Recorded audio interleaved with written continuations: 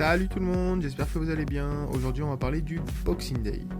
Le Boxing Day, pour ceux qui ne le savent pas encore, c'est une tradition de football en Angleterre qui consiste à jouer 3 matchs en une semaine pendant les fêtes de Noël. Personnellement, moi c'est un moment que j'aime beaucoup dans l'année puisque je suis fan du foot anglais, mais c'est aussi une tradition qui est de plus en plus critiquée et j'y reviendrai en fin de vidéo. Au niveau sportif, le Boxing Day c'est un événement très important puisqu'en général on ne gagne pas un championnat au Boxing Day mais on le perd.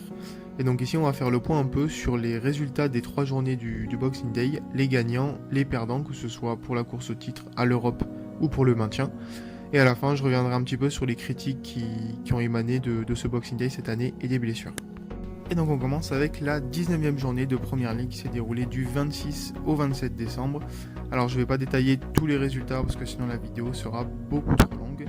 Et donc pour chaque journée je vous ai sélectionné 3-4 matchs qui m'ont paru plus importants que les autres. Et là on commence avec la défaite de Manchester City à Wolverhampton. 3-2. Il faut savoir que City a joué quasiment tout le match à 10 après l'expulsion de son gardien. Et qu'ils ont mené 2-0 avant de se faire remonter en fin de match par Wolverhampton. C'est une défaite qui fait assez mal à City. Ensuite, on a Southampton qui allait s'imposer à Chelsea. 2-0, c'est assez surprenant, mais Southampton est en train de bien remonter ces dernières semaines. Donc voilà, belle victoire pour moi. Et enfin, on a Liverpool qui a massacré Leicester 4-0 dans le duel entre les deux leaders de la Première Ligue. Liverpool qui a un peu assommé le championnat ce soir-là, avec notamment un match incroyable du latéral Trent Alexander-Arnold. Donc seulement quelques jours après, du 28 au 29 décembre, la 20e journée s'est déroulée. Et cette fois, on va surtout retenir les matchs du dimanche, avec d'abord Chelsea qui s'est imposé 2-1 à Arsenal. Un mini hold-up si on veut, tant Arsenal a dominé le match et s'est sabordé en fin de match avec 2 erreurs du gardien puis d'un défenseur. Donc voilà, Chelsea qui s'en sort très bien, et pour Arsenal, malheureusement, c'est une défaite qui faisait assez mal. Et ensuite, on a Liverpool et Manchester City qui ont tous les deux passé le test des outsiders en battant respectivement Wolverhampton 1-0 et Sheffield United 2-0. Et on termine par la 21e journée du 1er au 2 janvier qui a clôturé ce Boxing Day avec quelques surprises. La première, c'est la victoire de Southampton contre Tottenham 1-0.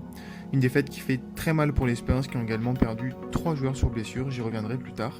Mais par contre qui fait du bien pour Southampton qui fait tomber son deuxième gros de la semaine et qui marque 7 points en 3 journées. On a ensuite Arsenal qui signe sa première victoire sous l'ère Arteta. Victoire qui fait vraiment du bien avec une première mi-temps très aboutie face à un Manchester United qui a été plutôt apathique pour le coup.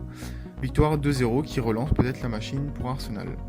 Et enfin, on a Manchester City qui s'est bien relancé après sa défaite en début de semaine à Wolverhampton avec une deuxième victoire en 3 jours contre le Everton de Ancelotti qui faisait quelques bons matchs depuis quelques semaines. Donc voilà, c'est une belle victoire pour City qui a fait un match plutôt abouti même s'ils se sont fait peur sur la fin. Et donc je vous propose un petit classement de ces 3 journées du Boxing Day et je vais vous parler maintenant des gagnants et des perdants du Boxing Day pour moi. Bien sûr, chez les gagnants, on a d'abord Liverpool, 3 matchs, 3 victoires, 7 buts marqués, 0 encaissés, 9 points. Rien à dire, Liverpool marche vers son prochain titre de champion d'Angleterre qui s'attend depuis plus de 30 ans maintenant. Dans la course à l'Europe maintenant, on a Manchester City et Leicester City qui ont marqué tous deux 6 points et qui donc vont sûrement lutter pour la deuxième place jusqu'à la fin de saison. Et après, Manchester United et Everton qui ont marqué 6 points également et qui se replacent dans la course à l'Europa League et pourquoi pas à la Ligue des Champions pour la 4e place. Enfin, dans la course au maintien, on peut noter la très belle semaine de Southampton et Watford. Southampton qui avec des victoires contre Chelsea et Tottenham s'éloigne de la zone rouge alors que Watford qui était bon dernier avant le Boxing Day se retrouve 19e aux portes du maintien.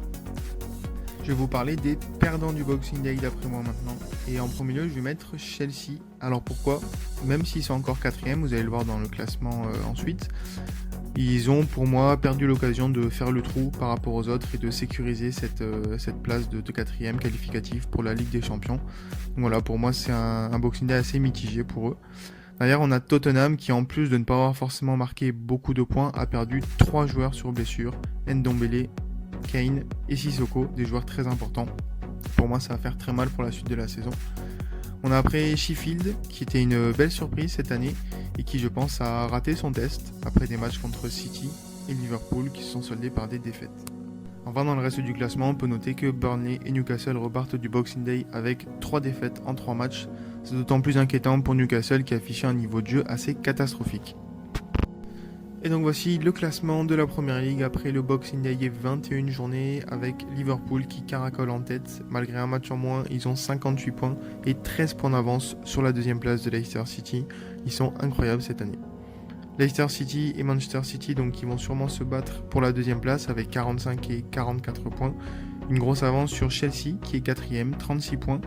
On peut penser que c'est fait pour la 4ème place, mais pas vraiment puisqu'ils sont assez inconstants ces derniers temps.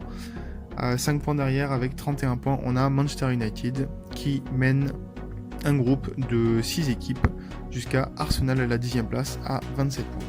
Dans la deuxième partie de classement, on peut voir que Everton et Southampton à 25 points sont en embuscade pour la lutte pour l'Europe. Southampton qui est passé de la lutte pour le maintien à peut-être une lutte pour la place en Europa League, on verra par la suite. Dans le bas du classement, ça commence à sentir vraiment mauvais pour Norwich City, 14 points et 7 points de retard sur la 17ème place. En revanche, pour Watford qui sort d'un très bon Boxing Day, la course au maintien est relancée. Alors maintenant, on va parler de quelque chose d'un peu moins drôle qui sont les critiques et les blessures liées au Boxing Day. On a entendu beaucoup de critiques sur le Boxing Day, des coachs, des joueurs, de consultants, notamment sur le rythme imposé pendant les fêtes avec 3 matchs en 7 jours. Et il faut aussi savoir que avant le Boxing Day, donc le week-end du 21 décembre, les équipes étaient sur le pont pour la 18e journée de Première Ligue et que le week-end du 4 janvier, juste après le Boxing Day, les équipes étaient aussi sur le pont pour la FA Cup et le 6e tour. Donc ça fait vraiment énormément de matchs en seulement 15-20 jours. La conséquence de ce Boxing Day, c'est beaucoup de blessures. Je vous ai mis un tableau avec un total de 13 blessés entre le 25 décembre et le 2 janvier, avec des clubs qui ont été durement touchés, principalement Tottenham qui perd 3 joueurs majeurs en la personne de Harry Kane, Moussa Sissoko et Tanguy Ndombele. D'ailleurs, on a Liverpool, Manchester United et Aston Villa qui ont perdu 2 joueurs chacun, Aston Villa notamment pour toute la saison, et enfin Arsenal qui a perdu aussi Callum Chambers pour toute la saison. Ça fait vraiment beaucoup de blessés. Voilà, je ne vais pas trop détailler non plus, la vidéo est déjà assez longue, mais peut-être que je vous ferai une autre vidéo où je ferai des critiques plus poussées sur le rythme imposé lors du Boxing Day et en Angleterre en général, sur les blessures et sur ce qui pourrait être amélioré pour changer ça. Donc sur ce, c'est la fin de la vidéo. La Première Ligue reprend ses droits ce week-end. On espère qu'on va avoir de super matchs et pas de blessés pour le coup. En attendant, moi je vous souhaite une super journée et je vous dis à très vite. Ciao ciao tout le monde!